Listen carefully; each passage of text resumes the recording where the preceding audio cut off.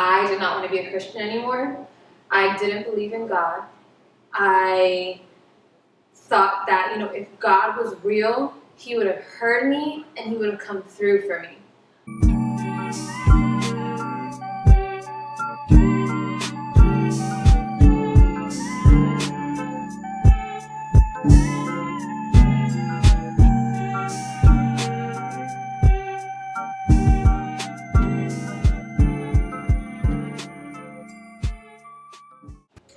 Hi everyone, this is Krysten and welcome back to our channel, AK31. It's just me today for today's God Talk.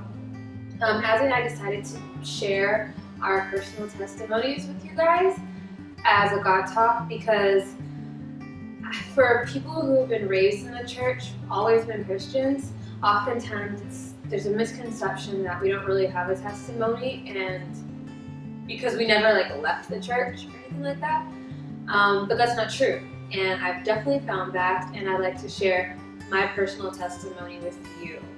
There are many testimonies that I could share having to do with relationships, family, friends, school, work.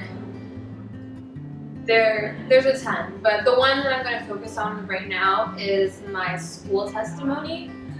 And how I've gotten to where I am, because it's been a journey. Alright, so bear with me, and I hope that you can see how God has worked in my life from beginning to where I am now, and how He's continuing to work in my life. So stay tuned. So to set the scene, it is 2013, and your girl's about to graduate from high school. High school Krysten was very, she was awesome. She was on top of it. All her great, she was salutatorian of her class. She was the yearbook editor-in-chief. She was president of this club, vice president of that club, member of this club. I was all over the place, and I still volunteered a lot and was really involved in my church. And so of course that set me up to go to a really good school, which was Rice University. And my time at Rice, that's a different testimony, but my time at Rice was rough, especially initially, the first couple of years.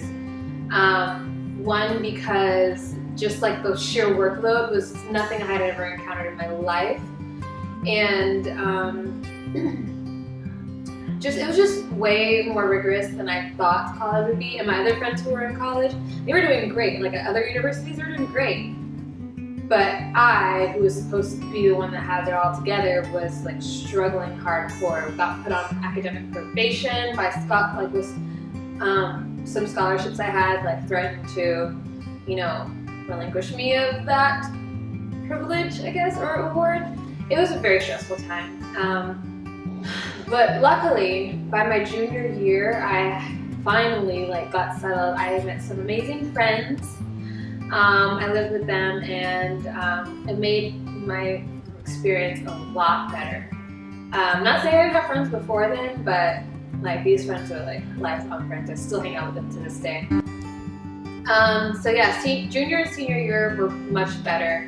My grades started on the uphill trend. However, because I did so terribly my first couple semesters, my first few semesters, my GPA was down in the dumps. It was not good, especially and it's not even that it was terrible. I'll actually tell you, my GPA, I think last I remember when I was applying for dental school, my GPA was a 3.1, I think. And I had resurrected it from a 2.4-ish, So I came a long way. But still, to be competitive in dental schools, you need a 3.4 and up, minimum 3.4. It's more 3.7, 3.8 that you want to score, aim for. And there are often times where I was man, I wish I didn't go to this school, because if I didn't go to this school and it wasn't so hard, I would have done so much better, because I have friends that I went to high school with, and they're getting all A's. All A's were definitely not a thing for me at Rice University. That was a thing of the past. And So, and like people were like, oh, Krysten, don't worry, because you went to Rice, they'll see that it's because, you went to like an Ivy League school, Krysten. Of course, they're going to take that into consideration when they're looking at applications. So, I was like, yeah, you're right. So I decided to shoot my shot with dental school. So the way to do that is take the DAT and, apply. And so the DAT, that test, for those of you who don't know what a DAT is like the MCAT, but for dental school. So it's like an entrance exam that you have to take in order to get into dental school and in order for you to be competitive. And it's on a score from 1 to 30, and there are, goodness, how many subjects are there? I just took it like a year and a half ago. There's like math, reading, chemistry, general chemistry, inorganic chemistry, biology, and perceptual ability sections. So the first time I took the DAT, I did okay. I self-studied, and I tried my best, but I did okay. I didn't do amazing and I didn't do bad. It was just okay. And I knew that with the GPA that I had, I couldn't just settle for okay. I had to do amazing in order to make up for that low GPA that I had. So I decided to take the DAT again. And this time I took it, the first time I took it like in February. Yeah, February or January, early on in the year. And the second time I took it was that same year, but in early June. And so this time when I was saying, I put my all into it, you guys. I shut everybody out, deleted social media, didn't talk to anybody, didn't talk to my family. I locked myself in my room and I studied. I studied so hard, and I prayed and I fasted and I did everything that I thought was right, like that should get me what I need. And I was like, God, I know you didn't bring me this far to leave me. You know that Mary song. I did every single thing right, okay?